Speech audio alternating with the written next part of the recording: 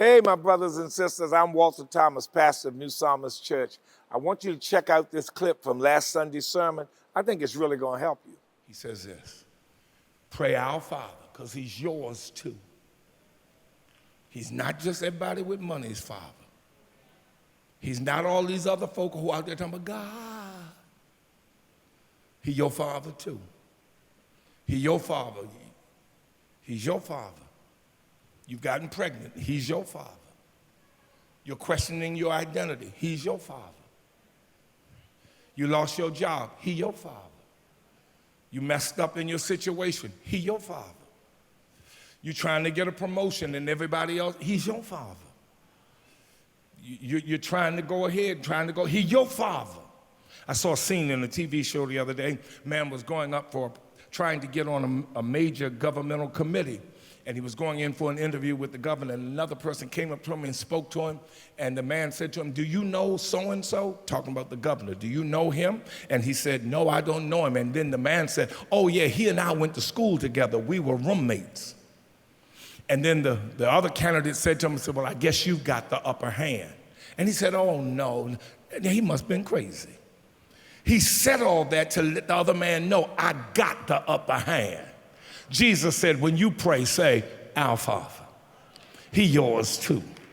He's not just the father of the rich. He's not just the father of the powerful. He's not just the father of the folk who live well. He's not just the father of those who go to college. He's not just the father of those who live high. He's the father of folk who are from the ghetto. He's the father of those who come from broken homes. He's the father of those who don't know who their daddy is. He's the father of all mankind. I need somebody to get this. And because he is your father, you can ask and it shall be given. Seek and you'll find. Knock and the door shall be open. Because get this, nudge somebody, say get this. Because if you really want to know what your father cares the most about, Clara, somebody's got to get this. If you don't get nothing else out of this sermon, because I'm not going to get as far as I plan to go, but if you don't get anything else out of this, you got to get this. If you really want to know what God is most concerned about, it is not your contribution to life. God is most concerned about the development of who you are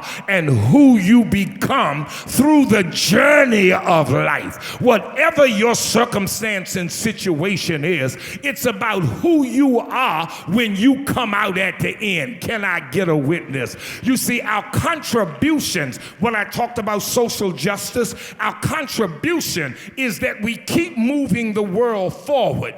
I am not working in the same world my mom and daddy worked in. I am not building in the same world that my grandparents built in. I am building in a different reality, trying to make things better for the next generation. But when I stand before God, I will not talk about where I've been in the journey. It will be about the development, who I became as I passed through the situations and the circumstances of my life. My calling is to move the needle along. But when I stand before God, I will be evaluated by the person I became coming through the situations that I had to deal with. I need you to look at somebody and tell them, well, baby, I plan to get an A.